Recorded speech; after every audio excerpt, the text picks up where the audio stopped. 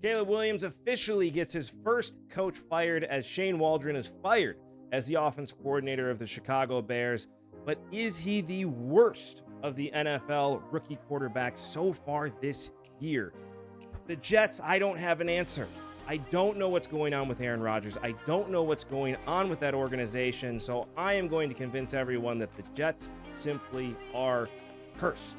And the Steelers, talk about anti-curse. Russell Wilson has risen from the dead, but does it have as much to do with the quarterback as it does the head coach? Russ Lande is our guest today, and he is going to answer those questions and more on Sports Talk with Dad, coming at you right now.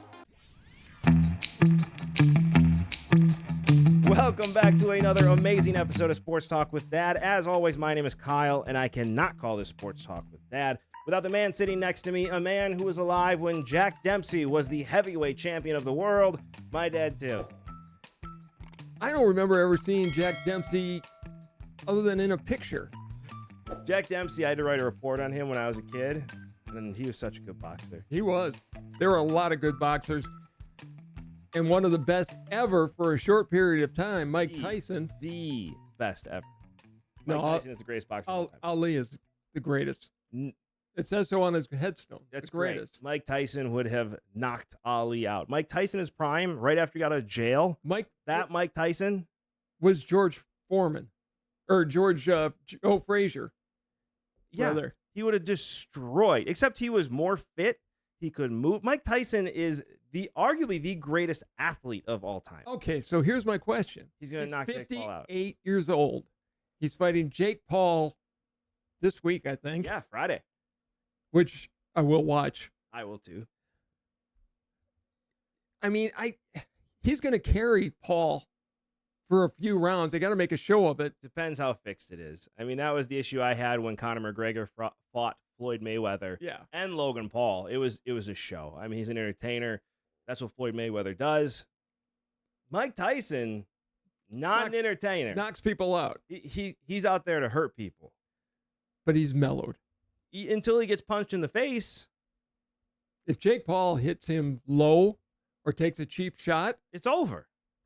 It's over. I mean, you have a 28-year-old kid who's been boxing for a while, right? We don't really know how good of a boxer he is because he hasn't really fought anybody. Mike Tyson was in hardcore prison. Yeah. Plus, he was a Not mean... jail. Not jail. No. Prison. Plus, he was a mean SOB before he went to prison. Yeah, and he bit a dude's ear off. That too.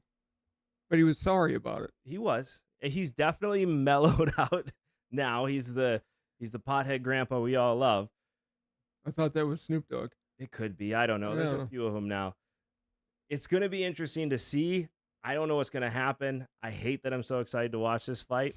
But like the rest of America, I will be on Netflix on Friday watching, hoping Mike Tyson is the Mike Tyson of old. You're wearing your Argonaut shirt again that I don't have. Because they're in the Grey Cup final as we speak, playing Sunday, and a scout from the Argonauts, not only a scout from the Argonauts currently, but a former NFL scout and executive, Russ Lande, is our guest. Russ, how's it in Chicago? Life is amazing. It's a good time of the year. It's mid-50s, so life is good. Well, I think the better question is how is it in Toronto? Your Argonauts are going to the Grey Cup final.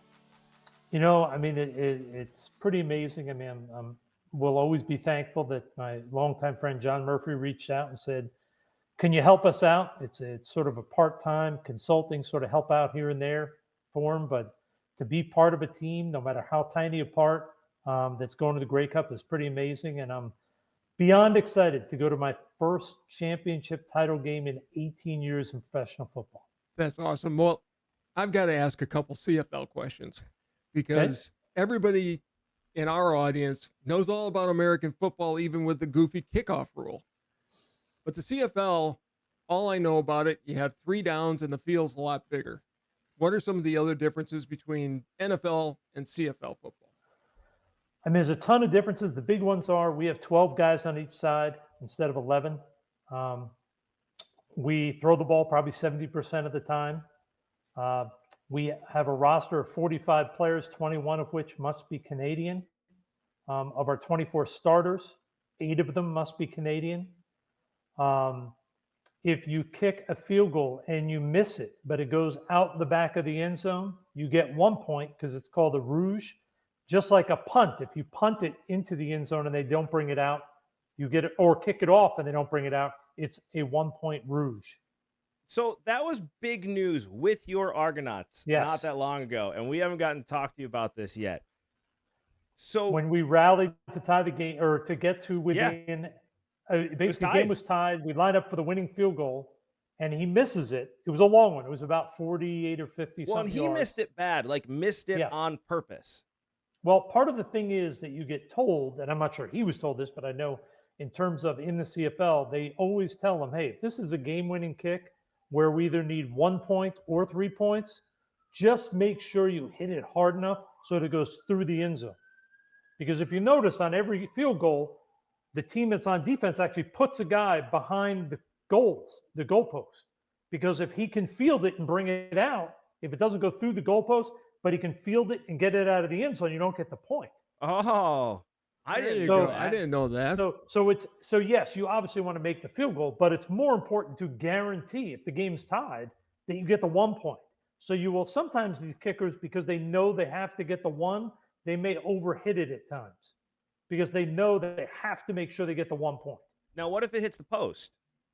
If it hits the post and stays out, well, it's pretty much a dead ball is probably the best way to say it. Okay. You're not getting any points off the post because the field goal post is only about a yard or two into the end zone in the CFL because our end zones are 20 yards deep, and the good coaches use that the post for the field goal that's on the field as a pick. You can run routes right next to it, pick off defenders, things like that.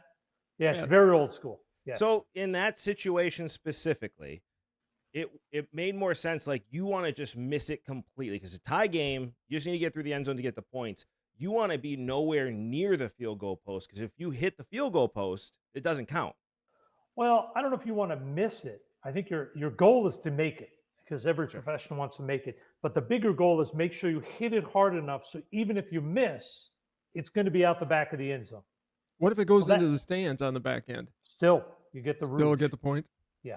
Okay. That's different. Yeah. And there's punts too? Yeah, punts too. Every once in a while, you'll see a game where a team is down by a point, and the teams will literally be punting it back and forth on the same play. Because the team that is like facing the goal, trying to get it, they'll punt into the end zone and hope they get it out. And the other team will punt it out because they don't want to catch it in the end zone. And they don't want to give up the ball at, say, the 6 by running it out of the end zone, and there may be 2 seconds left on the clock. So they'd rather just punt it back. And sometimes you'll see 3 or 4 punts go back and forth. It took me a long time to understand. I'll throw you another one that's crazy. We've lost a playoff game because we screwed this up on back-to-back plays. We've all heard of onside kicks, right? Mm-hmm. That's a common thing in the NFL, and although they aren't successful anymore with the new rules. Right. Stupid rule. We were playing Hamilton in the game to go to the Grey Cup in my, I think, second or third year in the CFL. Yeah. And Hamilton, we had stopped them. We were down by, I think, 1 point. We stop them. They're punting the ball. They punt it. And all of a sudden, one of their guys comes running in and dives on the ball as it's bouncing. And it's ruled they recover an onside punt. What? So they get the ball. They get a field goal. We get stopped. We punt it back to them. We stop them. They punt again and get another onside punt and recover it and end up winning the game. And it turns out in the CFL, which I didn't know at the time, now obviously I do, anybody who is behind the punter when the ball is punted on the punting team, he is the sole man eligible to go down and recover an onside punt. And if you are sneaky about it and the other team doesn't see him getting behind the punter, like not directly behind it, but anywhere behind the yard line the punter's on, the other team may not even know that someone is eligible to go field an onside punt. So you can basically be standing right next to the sideline, and as long as you're a yard behind the punter, you can recover that punt. Yes. Okay, I love that rule, and I want to bring it to the NFL. This is one. Awesome. This is one of those things we should watch the NFL or watch a CFL game and try to comment on it, not knowing these rules. Oh yeah, it would be hysterical. We'd be lost. It's like watching somebody who loves cricket commentate on baseball. They have no idea what's going on. I think I get cricket now. I one watched thing we it. run into a lot is when I watch the game with friends for the first time is we have the motion where the receivers are running before Yeah. the snap. Mm. And my friends are always like, they're offsides. Well, they're allowed to get 1 yard beyond the ball. Like, Oh. because the timing is so hard to hit it perfect. Right. So if you're half a stride beyond the line, beyond the ball, it's like, all right, you're close enough. We're going to let that go. It's only if you go a yard beyond the ball where they're going to call you for offsides offense. Now, I know we want to get in the NFL, but I have to ask this now that we're talking about this. Why is it so different? Because obviously this is an American game, invented in America. Canadians have taken it. They've fallen in love with it, which is awesome. But they had to Canadianize it, if that's the right word. Why is it so different? Well, I'll say two things. A, and people don't know this, I didn't know this until I started working in the CFL. The CFL is the oldest professional sports league in North America. Are you serious? Yes, this will be the 119th Grey Cup. Wow. Whoa. Yeah. So it's been around forever. I don't know the reasons. Like the field is 17 and a half yards wider, so 50 feet wider. Does that have to do with the ends- metric system? It potentially could, but 17 and a half yards, it wouldn't have to be that much Okay. if you wanted to make it Yeah. close to the NFL. There's a 55-yard line. So the field is 110 yards. The end zones are 20 yards deep. So it's like when you're first and goal at the 6. In the NFL, it's like, all right, it's got to be quick. It's got to be short. First and goal at the 6 in the CFL, you drop in the shotgun, you can literally throw a deep fade route to the corner, and it's a 30-yard pass. So I mean, it's a whole different ball game. And it emphasizes really accuracy and also quickness, because on a big field, little guys, they catch a ball, they can slip through and they can get almost hidden with all the bodies around them and become just sort of game-changing players, even if they're tiny. That's so weird. The only time I ever really watched CFL until obviously we started talking to you, and now I'm a diehard Argonauts fan, but was when Troy Smith, he played for Ohio State, went to the CFL for a while, and so I always checked in on him. He was with us at the Alouettes. Is he with the Alouettes now? He was when I was up there. Yeah, I love Troy Smith. He's one of my favorite Ohio State players of all time. It was so hard to watch because it was just enough different where you'd get confused. It's like I should know what's happening. My here. first year in the league, I was completely befuddled. I would be screaming at the set, and my buddy who worked for the team would be like, "What's wrong?" I'd be like, "Well, this." He goes, "Yeah, but that's allowed." I was like, "Oh, jeez." Like, okay, so many things I had like the whole nobody. If the punt or kickoff is bouncing, yeah, you can't, and our guy's not near it. You have to give him 5 yards to field the ball. 5 yards. So 5 yards. So what happens a lot is the ball's bouncing on a punt, especially. It's bouncing. The punt return will stay away from it, and then all of a sudden, a defender will accidentally get about 3 yards away. The punt return will just dive in to touch the ball because that means there's a penalty. Because the guy's within 5 yards, so it's a 15-yard penalty. And if he's within the 5 yards, there's no chance of you touching the ball and like you just hit it and it goes and they recover it. Doesn't matter. He's within what they call the halo. Yeah. And boom, done. You get the 15 yards. So it really requires a lot more sort of self-control by defensive players. They're running down full speed as gunners, and all of a sudden they get close. They got to say, "Oh, let's hold on. Let's make sure we don't get inside." But if I understand this, now let me check to see if I understand this. But you have to be careful as the punt returner, because if that guy was behind 1 yard behind the punter and he's just letting it bounce, that guy gets into the halo and recovers it. It's the other team's ball. Yes, but very few teams ever put anybody behind the punter, because if you think about it, your snap at the punter is 15 to 16 yards behind the line of scrimmage. Yeah. So if you're trying to get an onside punt, you're basically saying, okay, our punter is going to be useless tackling anybody. Most likely our snapper is, and we're going to take a third guy because he's 15 yards back. He probably can't get down and help tackle. So you're saying, okay, for the hope of an onside punt, we're going to basically take 3 defenders off the field. So teams only do it in very rare situations to surprise the opponent. Last question, does the guy behind the punter have to wait till the ball is kicked to take off? No, but he has to be behind the punter when the ball is punted. When the ball snapped. Got it. Yeah.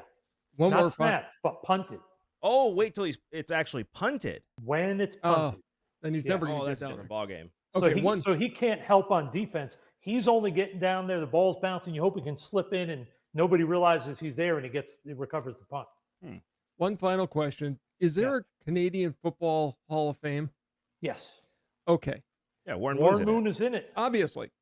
Warren Moon, one of the greatest quarterbacks in either league. Right. The reason I ask is because when I was a kid, one of my uncle's best friends and one of my substitute teachers, his name was Doss Rebholt. I actually remembered it at the last second. Says a big thing. He's in the Canadian Football League Hall of Fame, and he's from Portage, Wisconsin. There you go. That's cool. There you go. If you play in the league, you can be in the Hall of Fame. You don't have to be Canadian to be in the Hall of Fame. Apparently he is from back in the 30s. Warren Moon, Doug Flutie are both in the CFL Hall of Fame. No, they don't like to let Americans in their Hall of Fame, but they do it begrudgingly. Warren Moon never should have been in the Canadian Football League, but that's in the story for another day. But we do have quarterbacks to talk about in the NFL. You're so good at segues. None of them are as good as Warren Moon, but hey, that's a whole different story. That's very, very true.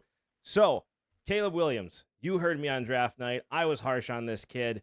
And as the season has gone on, people seem to catch on to his antics, and he is regressing. So, let me ask you this. Is this me being right about him being a bust, or are other people right saying this is a bad O-line and bad play calling, and that's why Caleb Williams is failing? Well, firstly, even if the O-line was great or terrible and the play calling was awful or phenomenal, he's a rookie. You can never predict a career based on how they play as rookies. A lot of guys struggle, then they blossom. A lot of guys are great, and then it falls apart. There's definitely been some flashes of excitement. His ability to make throws from uncommon situations. I think what he's trying to figure out, and the Bears are trying to figure out, is he's got to get a little more comfortable, sort of staying within the pocket, going through his progressions and making those quick, sort of the throws that the Rodgers, the Bradys, the Mannings, the Russell Wilsons are used to, which is take the ball, quick look, boom, ball's out, ball's out. And those are the things that the elite passing quarterbacks do. And he's got to get better at that.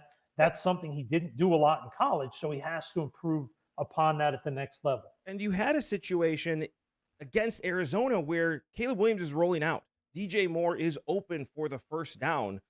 Caleb Williams doesn't throw the ball and instead scrambles around and tries to find a bigger play, ends up throwing an incomplete pass. This is what he did in college. This was my biggest concern with him coming into the NFL. Can you unteach that from a quarterback? There's definitely a debate amongst people within the NFL and within the scouting world as to whether that's like a breakable habit. Because part of it is they have that sort of philosophy of I have to do everything. I have to put it on my back. Right. Like if you remember, Jay Cutler did that a lot. Yeah. He would force balls into bad spots. Not that he was trying to do something wrong or anything. He just was trying so hard to make a play that he made some bad plays because of it. I think for Caleb, a lot of it is the game hasn't slowed down yet. He's an elite athlete who's very competitive with a great arm. So as he's moving around, he may not see everything that goes on. So he's trying to say, okay, I can just use my legs to keep it alive until I do see it. So, because you got to remember, for no matter how good the quarterback is, no matter how much we want to look at Daniels and say, oh, he's playing great as a rookie quarterbacks miss stuff that in their third year, they'll go, oh my gosh, I can't believe I missed that.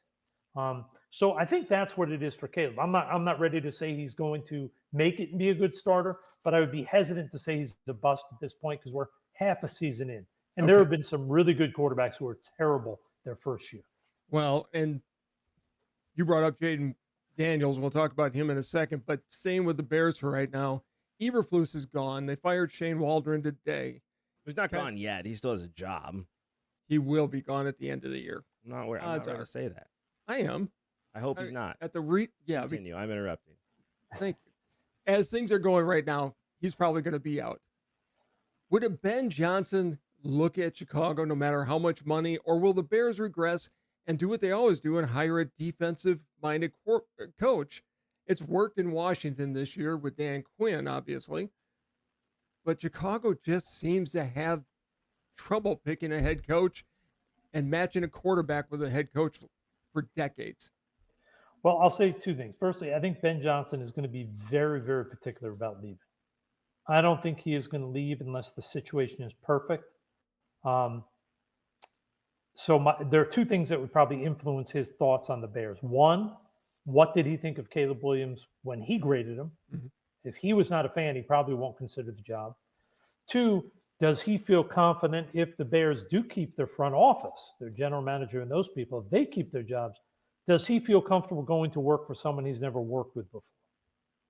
Or is he going to prefer to be in a situation where, like when Coach Harbaugh now with the Chargers, now he never worked with Joe Horowitz, but his brother worked with Joe for 20 years.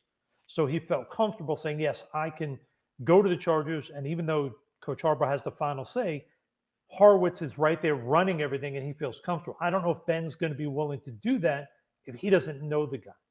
In terms of the Bears, one thing I'm always hesitant to say is like, hey, we're hiring a defensive coach. I don't really care if you're defensive or offensive as the head coach. It's who are you putting in charge of the quarterback? If you hired Buddy Ryan to be your head coach, but Buddy Ryan brought in Mike Martz and Cliff Kingsbury to be his offensive coordinator and quarterback coach, or Norv Turner and Mike Martz, I'd be like, fine. I don't care if Buddy's the head guy with the quarterback. We're going to be good coaching the quarterback. It's if we bring in a defensive or an offensive head coach and they put bad coaches in as coordinators and quarterback coaches, then that's your issue. And I've always said, and I really believe this, I'm not trying to knock coaches or whatever, but for some reason, there's this belief that, well, there's 32 teams, so there's 32 offensive coordinators, so there must be 32 good offensive coordinators. When in reality, I think there's about 6 or 8 good, really good offensive play callers, including the head coaches, some that call it, and coordinators. And there's a lot that are mediocre. They just do what you're supposed to do. There are very few that are special at calling a game. There are very few guys like Mark Trestman, who he may not have succeeded as the Bears head coach, but he was a great offensive coordinator in the NFL. I mean, almost 2/3 of his offenses that he coordinated finished in the top 5 in the NFL. The guy was unique. So I wouldn't so much say the Bears have to go get an offensive coach to be their head coach. They better make sure their coordinator, their quarterback coach are really excellent teachers, because Caleb is young. If Caleb were a 12-year veteran, I'd say even if they're not the greatest teachers, but they're great schematically, it's fine. But they need both. They need teachers and guys who are really good schematically if they're going to make a change as their head coach, and he's going to have to hire his own coordinator and quarterback coach. See, I just thought about this. If you're the Bears, because Mike McCarthy's going to be fired, right? That's pretty much said and done. You could get Mike McCarthy as an offensive coordinator. He's a real good offensive coordinator. He is. It's possible. I don't think they would do that, but it's possible. But we've talked about the Packers, and we're going to jump around a little bit here. But speaking of the Packers, they've got one of the best quarterback coaches in the league with Tom Clements. I mean, from Favre to Rodgers, now Jordan Love. But let's talk Jordan Love a little bit. He's taken a step back this year. He was injured. Then he hurt his groin. He's thrown how many interceptions in how many games? How many interceptions did Brett Favre throw? He leads he was until last game. He was leading the league in touchdowns and interceptions.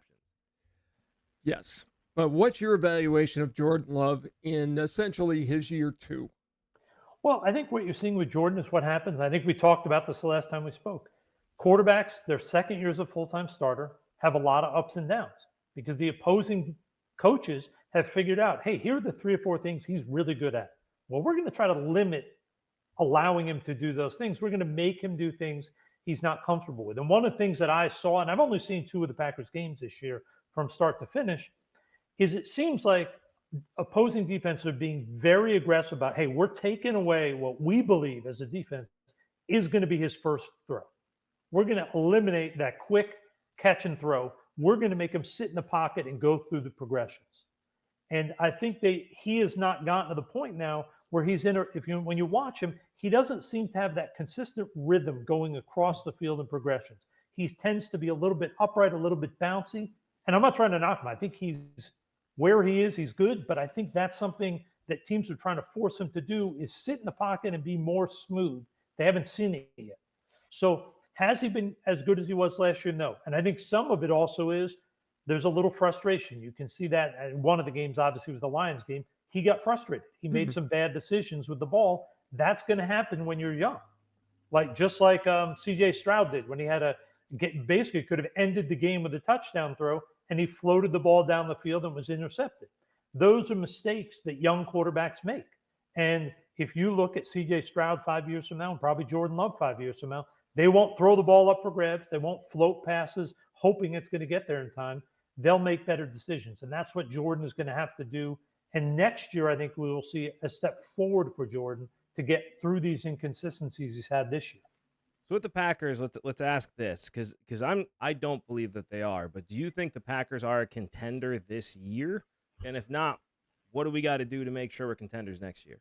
Well, I think they're a contender to get in the playoffs. I think they'll have a hard time getting beyond that, because I do think Detroit and Minnesota, even though Darnold has been a little up and down the past month, I think as a team, they're both better teams right now.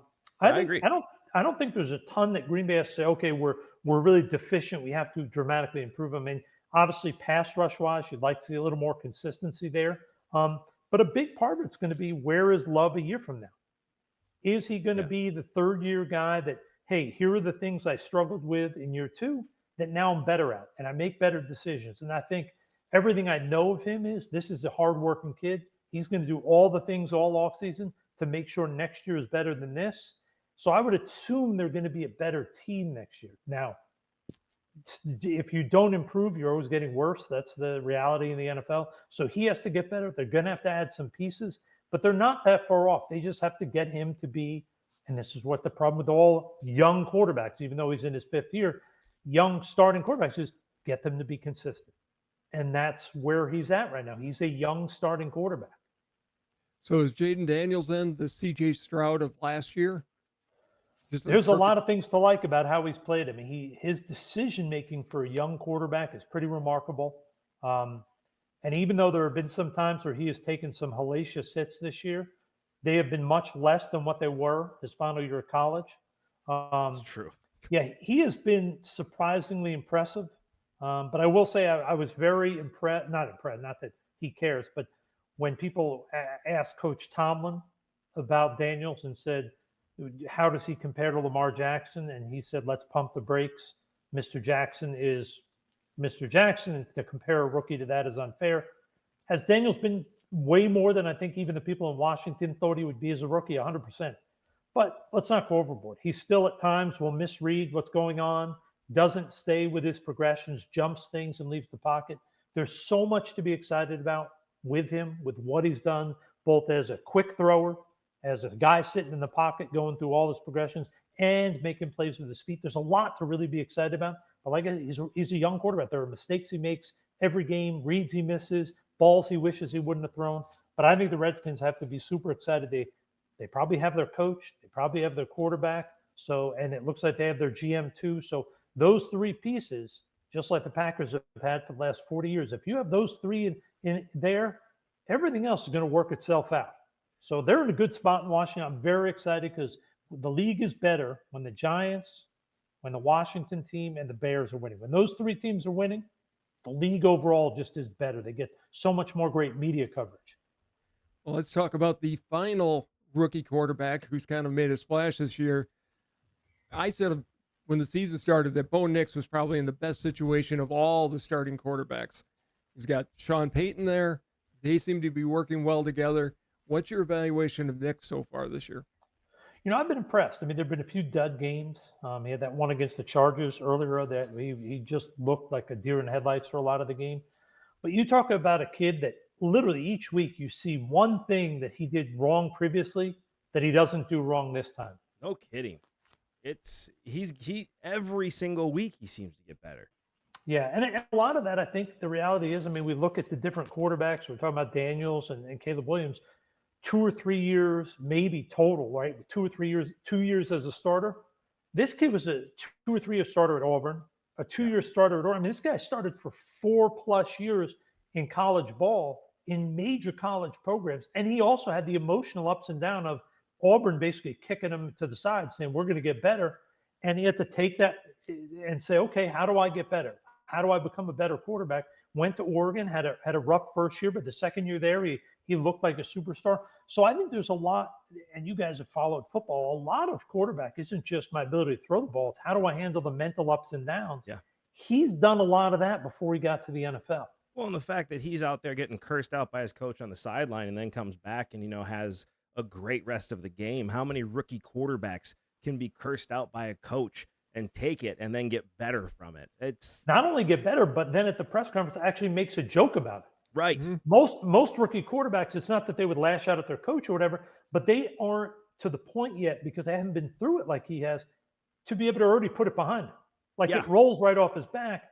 And that's part of that. It's just he started so many games in college and had all the emotional ups and downs. So has he been great? No, there's some things he misses here and there. Right. But when you look at him, and it's sort of funny because you look at him and you look at the size and you look at Drew Brees. There's not a lot of difference size-wise. They're both athletic guys. This kid's got a good arm. He's being coached by the same guy. So there's a lot of things to really like about where Bo Nix will be.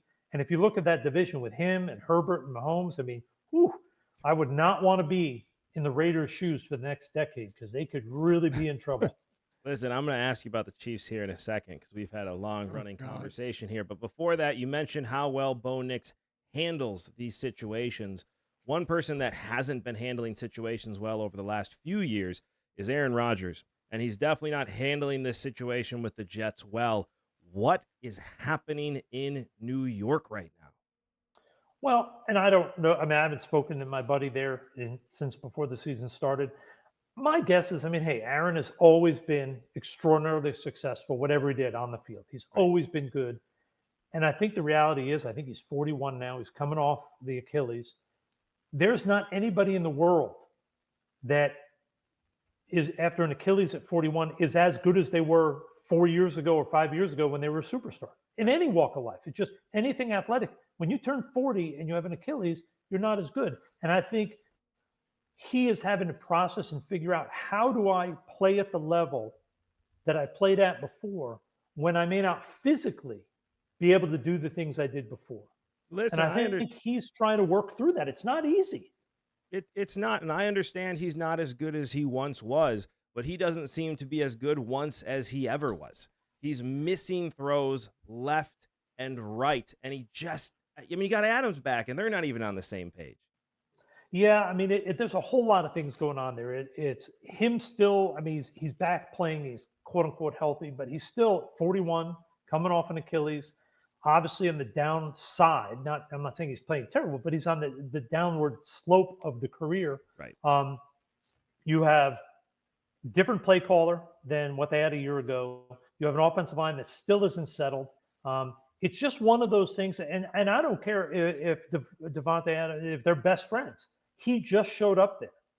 I don't care if their timing is great. It's not the exact offense they played in together. They actually haven't played together for 4 years? Correct.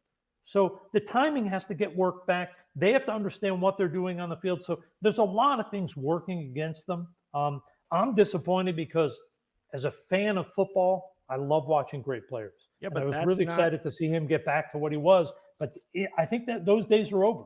But I wanted to see him and Adams light it up, and it's because of what I wanted that I'm disappointed and don't live in reality. I'm a football fan. We don't live in reality. No, we don't. That's for sure.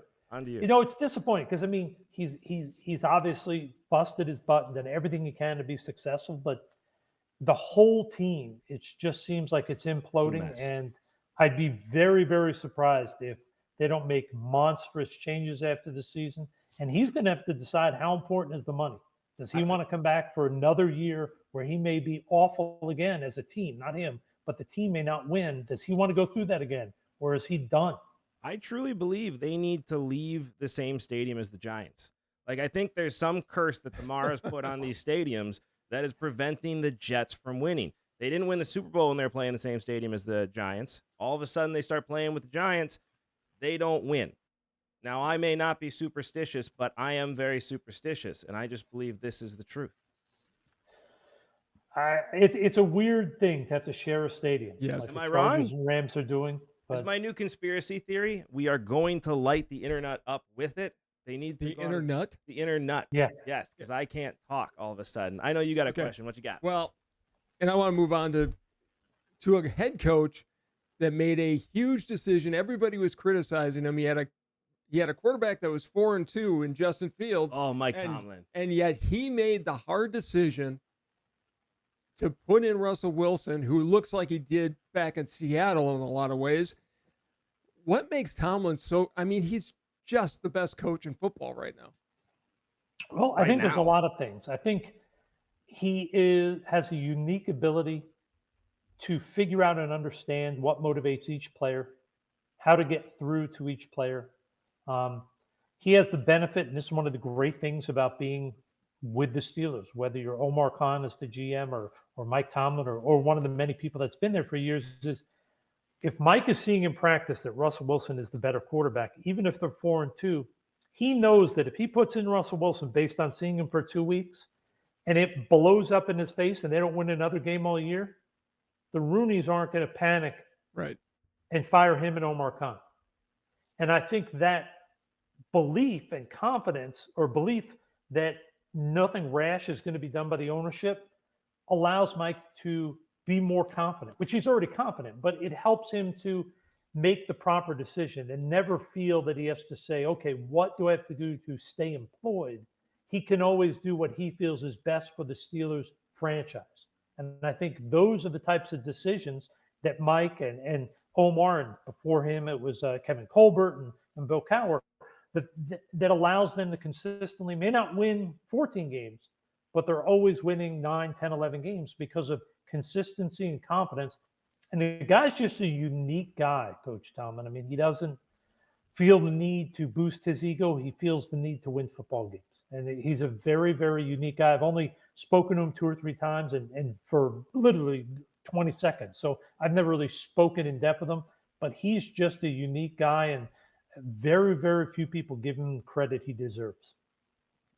Yeah, and I said this year, he's obviously one of the greatest coaches of all time. But the Rooneys, the Steelers, like the Packers, I think in some ways, are just a great organization. They don't panic. They keep the ship going the same way in somewhat on calm waters. Well, I think there's an example that if you look at whether it's the Packers or the Steelers, is you don't have to have the best coach and the best GM. If you have a good coach and a good GM and let them work together and you're patient, they're going to build it right, because they're not going to feel the pressure to panic. They're going to do it right. And remember, when Mike got there, it wasn't like Mike came into a team that had been losing for 10 years and didn't know what they were doing. He stepped into a situation where there were a lot of pieces, not so much players, but pieces in the organization. He didn't have to revamp the culture, change things. He had to come in and say, all right, yes, he's going to put his stamp on the team, but these people know what they have to do to be successful. And that's part of why they've been so successful, is they don't change. They don't make rash decisions because they have a bad year. Yeah, I mean, if you think about it, Tomlin had a harder job than most coaches because he comes in after the team wins a Super Bowl and the coach retires. I mean, yeah, and you just lost your biggest weapon in the bus who retires at the Super Bowl celebration. That's not an easy thing to do. Well, think about this. Just if you want to look at an example of the Steelers and the Cowboys were once every year rivals for championships. The Steelers never changed their coach. The last 3 years before this, the Cowboys won 12 games each year. And now they're losing, and people are saying Mike McCarthy's on the hot seat. If roles were reversed and he was the Pittsburgh coach and won 12 games the last 3 years, there wouldn't even be a discussion. That's true. Right. And he might lose his job. He would have another 4 years probably before anybody would talk about a hot seat. Well, And that's your difference between organizations. The Steelers will never make rash panic decisions, and that's why they keep. Now, like I said, they may not win 14 games much, but they don't have losing seasons. The teams are always competitive. They play good fundamental football. Speaking of the Cowboys, as long as we're going down that path, Mike McCarthy has had great success, but I think it's common knowledge he's probably going to be looking for a new job next year. I've heard weird rumors. Deion Sanders will come in and be the next head coach. I can't see Jerry doing that, but maybe he would. What do you think is going to happen there? And what's happened to the organization? I mean, Jerry, for all his faults, was a decent GM, built good teams, but he made a fatal mistake not bringing in a big-time running back this year when they were available. Killed him this year. With Derrick Henry. Killed him this year. Yeah.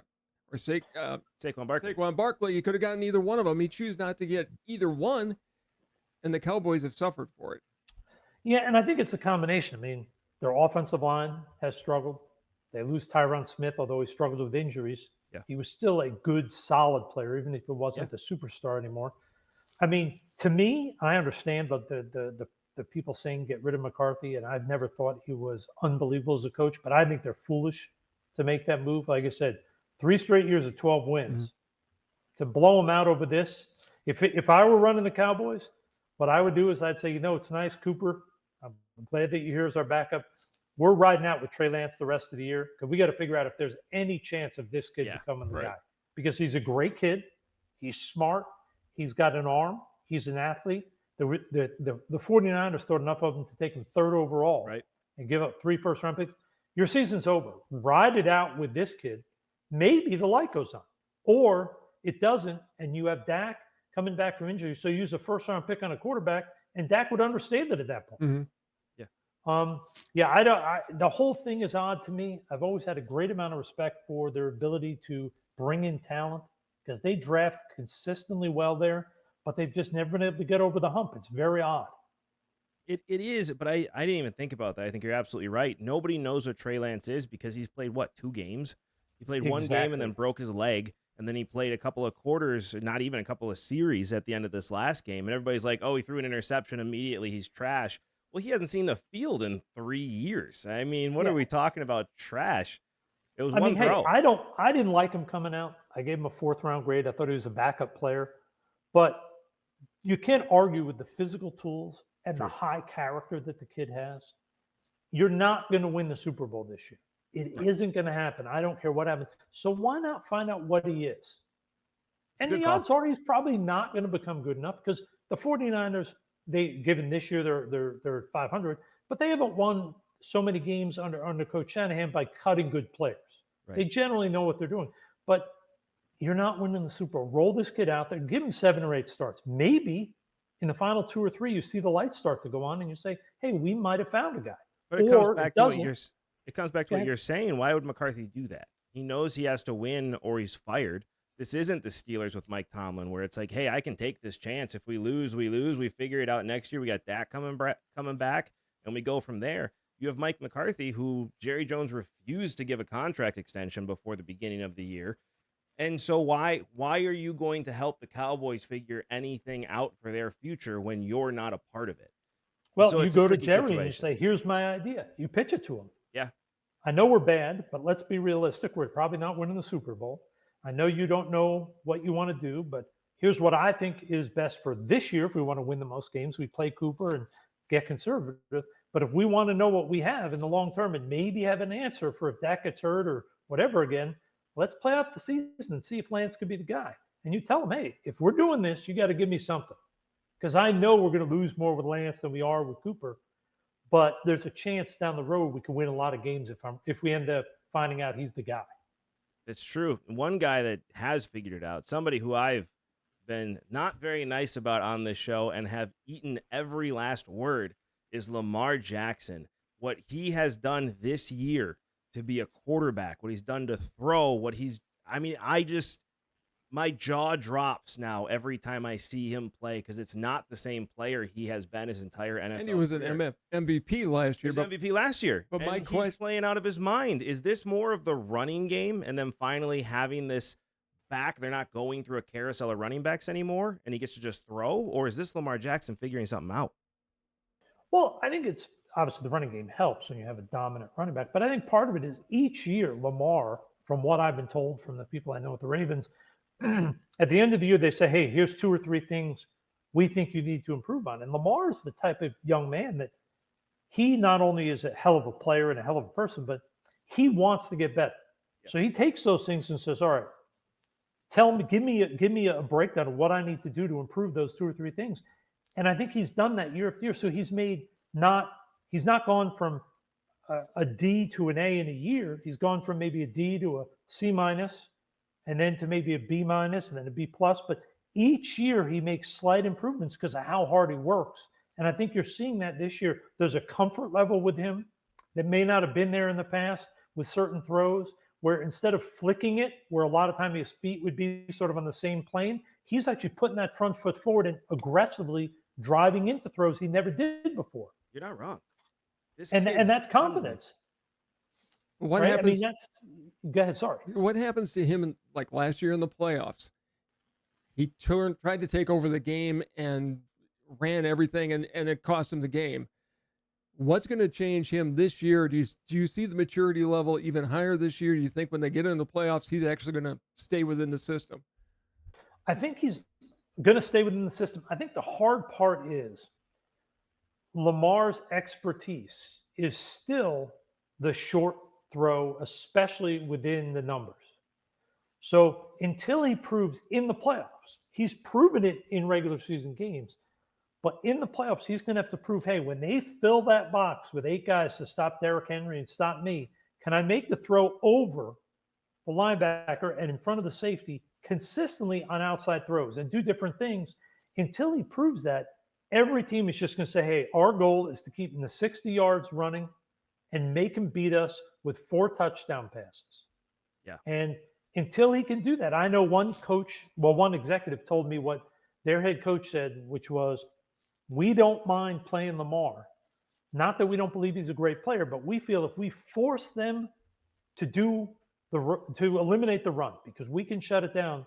If we lose because Lamar makes 3 magic plays a game, he said, we're willing to deal with losing the 3 magic, like sort of unscripted, amazing Lamar plays. But we believe that if he doesn't make the magic plays, we're going to stop that offense. And that's where, can Lamar make the plays in that offense that aren't magic, that are just good, consistent plays?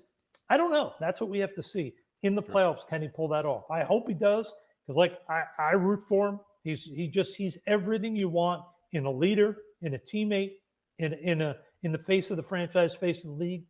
I just want to see that success in the playoffs. Yeah, I do too. I mean, I've eaten all my words on him, and I think Derrick Henry is going to make that huge difference. I mean, it's been a carousel. The running game's really been on him, and this year, hand the ball off to the horse and let him go. I mean, Derrick Henry looks 5 years younger all of a sudden this year. It's been unbelievable. He really does. It's amazing. All right, one more question, and I'm tired of hearing Kyle say that Kansas City is winning just because they've got to deal with the referees. They do not. They do. They aren't as good as they were last year, but they're finding unique ways to win, blocking a last-second field goal to win. Stop it. What do you think is going on in Kansas City? Give me your 10 minute or 10-second evaluation of them. My gut is they're not playing as well as they have in the previous year or two. I think they're still trying to figure out getting on the same page, trying to figure out consistency in the passing game. I do wonder a little bit if Mahomes is a little more beat up than what they're saying, because he's missing some throws he normally makes. He's hurt. But one of the things that I really believe is, for any team, but especially a team that, I mean, they've won 3 of the last 4, right? I mean, this is an elite team. That a year like this, where they're having to scratch and claw and win some games that they probably shouldn't, that can often be great for a team as they get down to the end of the season and into the playoffs, because they're going to have confidence that whether it's they don't play their best game or one of their elite players gets hurt, that they can find a way. And this could be, in my opinion, the best thing that could happen to the Chiefs, is that they're finding, not that, I mean, I'm sure losing a game or 2 would have even been better, but that they're not winning games running away this year. Yeah, because they're definitely finding a way, and they're finding that way into the refs' pockets. And that's why they've won 4 games because of bad calls or missed calls. 4 of them. Stop. 4 of them. But you have to remember, part of why a lot of winning teams get calls is because they are so coached over and over and over and over in doing things properly that when they do something that's not proper, sometimes the refs it doesn't click. Yeah, because they're so used to seeing a fundamentally sound play that they don't pick up sometimes. Like the right tackle, Taylor gets away with a lot of false starts. It's a really weird. Yes, it's uncommon that they haven't called it. It's like Tony Gwynn when he's at the plate.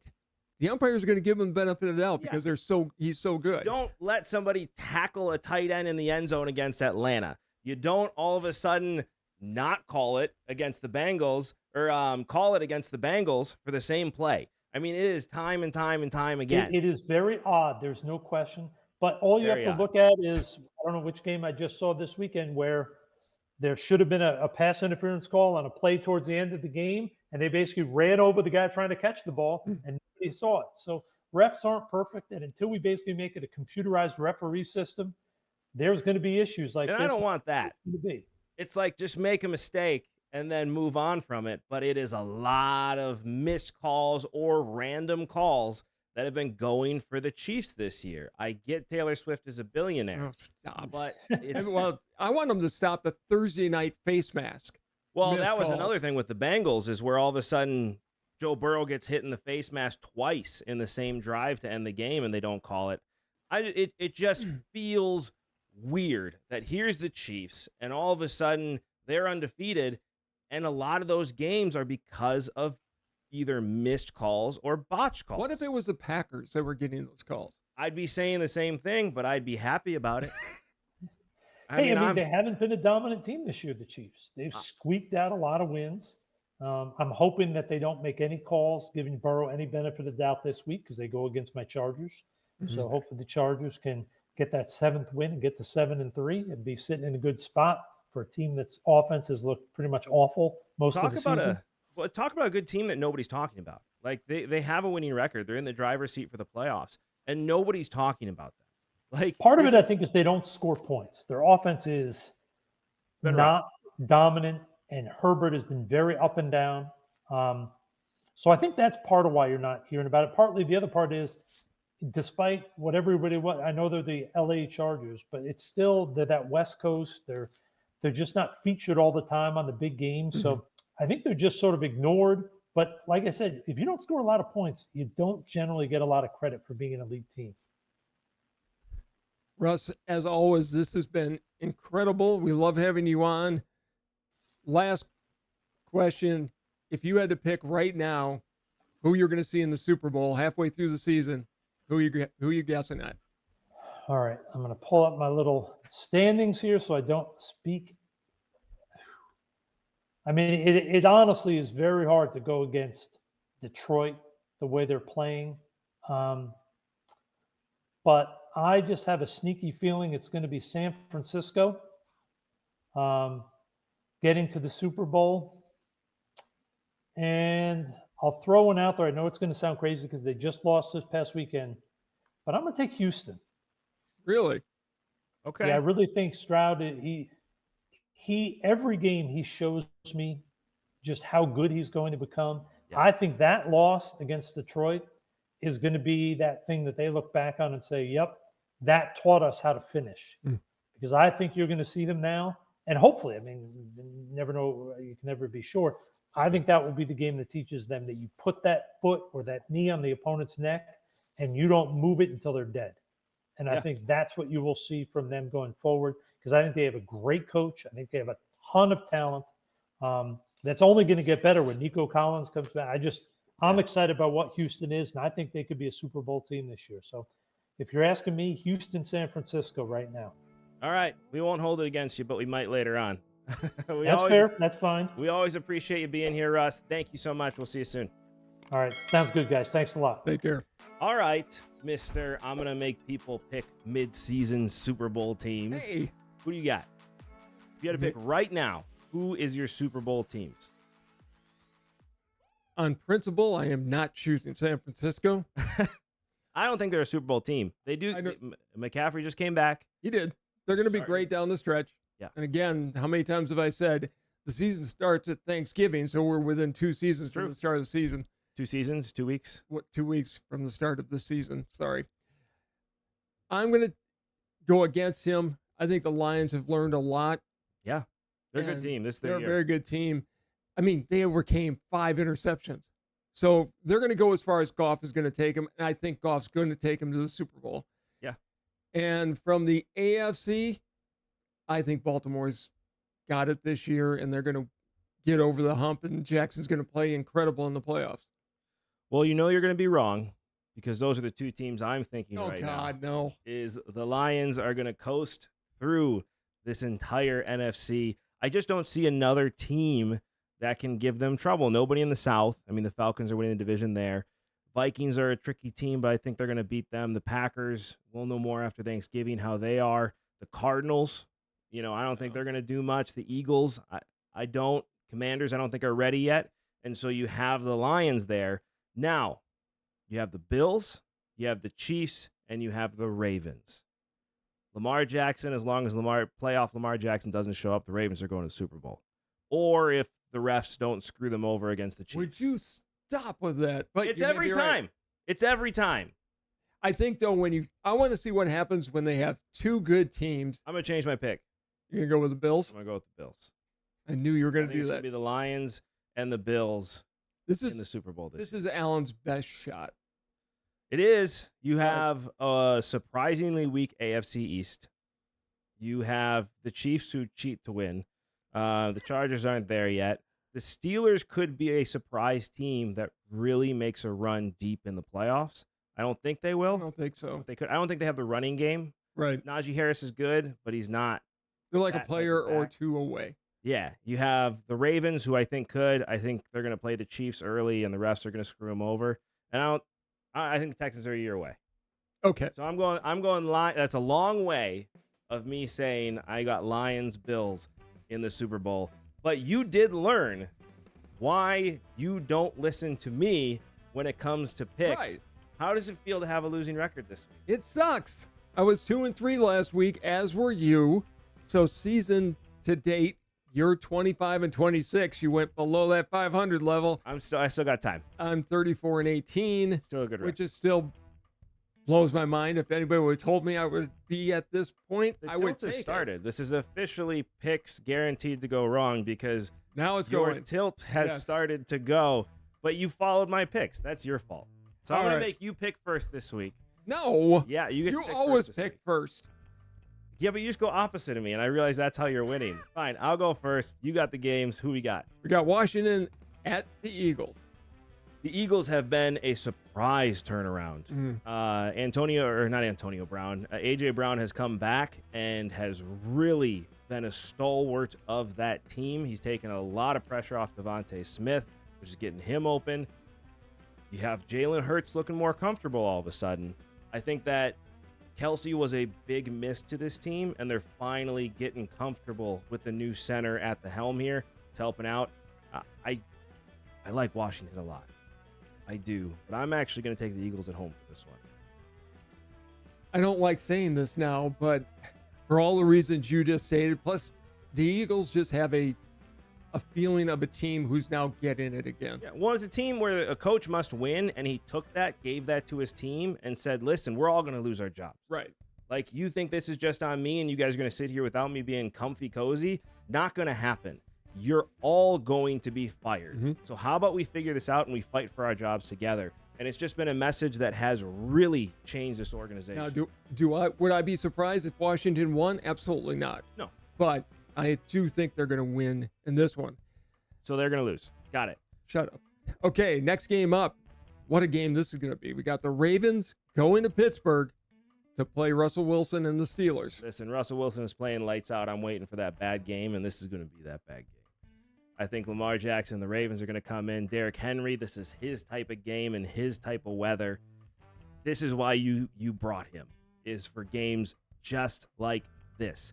I think Derrick Henry rushes for 100 to 150 yards, scores 2 touchdowns, and the Ravens walk out of this with a big win. This is the Ravens statement game where they're just, to use Russ's language, they're going to put their knee on the throat of the Steelers. They are. And they're not going to let them up. It'll be a low-scoring game because Baltimore and Pittsburgh always is, but the Ravens are going to win in the end. Oh, And I you're in hate trouble saying all this. of a sudden. Yeah, I know. That's 2 in a row. Chiefs at the Bills. Well, it depends how much the refs get involved. Stop it. That is the big question here. How much will the refs cheat to help the Chiefs in this game? Here's the thing. The Chiefs have been doing it with mirrors. Yeah. And I don't think that's going to last. I mean, they've been toying with losing for weeks now. The Bills are going to win this game. I like to say that. I would like to say that. But the refs are going to get involved because they're all about the Tay-Tay Swifties. And they want to see the Tay-Tay Swifties at the Super Bowl again. The Tay-Tay Swifties? Yeah, I don't know. I'm making it up as I go along. Yeah. I think the refs are going to get involved here. I think the Chiefs are going to win in a last second, not called false start or called pass interference that wasn't actually pass interference, and the Chiefs are going to win. Okay. Another huge game because we've got Joe Burrow, who better win or their season's over after this one. Yeah, he's going to win. Going to L.A. to play the Chargers. Joe Burrow is going to win this game. He had a great game last week, even though they lost. He's starting to come back to form now. He's starting to come past these injuries. He and Chase are getting back on the same page again. T. Higgins is starting to step up again. The only thing that's going to hurt them is Zach Moss is on the injured reserve now. They brought in another running back. He's really not ready yet.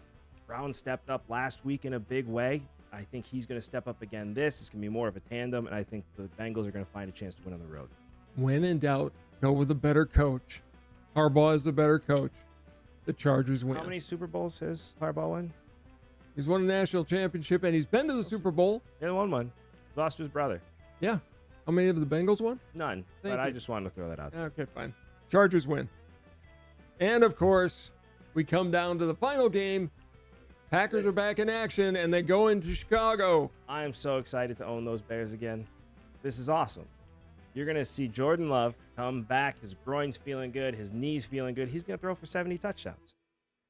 He's not going 70 touchdowns. He's not going to throw 70 touchdowns. I think he's going to have a 4 to 5 touchdown game. He's going to throw for over 300 yards. You're going to see Jacobs run up and down this field. This game's going to be over by half. Packers win. I hope you're right. Caleb Williams is going to go throw 6 interceptions. They're going to come up with some things that Williams hasn't seen yet.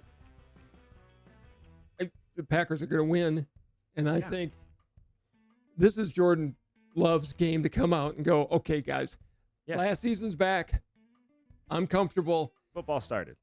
We've worked with Clements. I'm feeling healthy now, although that groin could still be hanging on, but I'm sure it's a lot better than it was 2 weeks ago. Yeah. Packers win. I think the final will be 28-13, something like that. I think it's going to be 45-0. I don't even think those numbers make sense, but I just threw those numbers out there. 45-0 Green Bay. Go Pack. Well, go Pack, go for sure. But we'll see what happens. Thank you, as always, so much for watching. But as you know, you cannot have a conversation with your dad without your father having the last word. So it is all you. So for those of you who've watched the show over the last few weeks, and by the fact that we've gone up to almost 155,000 subscribers, thank you very much. You have been watching. You've been seeing me doing a little chair dance. Unfortunately, that's because I get to go under the knife again in 2 weeks and have my back operated on. So I'm going to talk to all you younger guys out there because I've talked to Kyle about this as well. I was in a bus accident when I was 18 years old. Had a guy come up behind me and put his hand in my back, and I lost feeling in my legs for a while, and that scared me into having surgery at the age of 19. Guys, and it was a different time. It was 1979, 1980, where chiropractic and massage and all the new treatments that are out there weren't as available. And you went to a doctor and they cut. And that's what they did. And they fused me at my back. And guess what happens when you have one fusion? You've got to have another one and then another one. And then I was hit by a drunk driver in 19 and had to have another one. Don't have the surgeries if you don't have to. I'm actually excited for this one because they're going to relieve the pressure off my spine, and I'm going to get back into the gym and really start working out to relieve this pressure. But for all of you out there who are going through sports industry injuries, rehab. Get in the gym. Kyle's been telling me this for months and months and months. Fortunately, with the injury I've got, I couldn't get in the gym, but do everything you can before you go and see a surgeon, because once they cut on you, they're going to cut again. You're going to recover. I am. We're going to get in the gym. I'm going to play pickleball. You have fun with that. You're going to play with me. I can't play tennis anymore because of the drunk driver, because I can't arch my back for a serve. So tennis is done. Maybe after this you can. Don't make me do it. You're going to play. Thank you, as always, so much for watching. This has been Sports Talk with Dad. See you next time. Bye, everybody.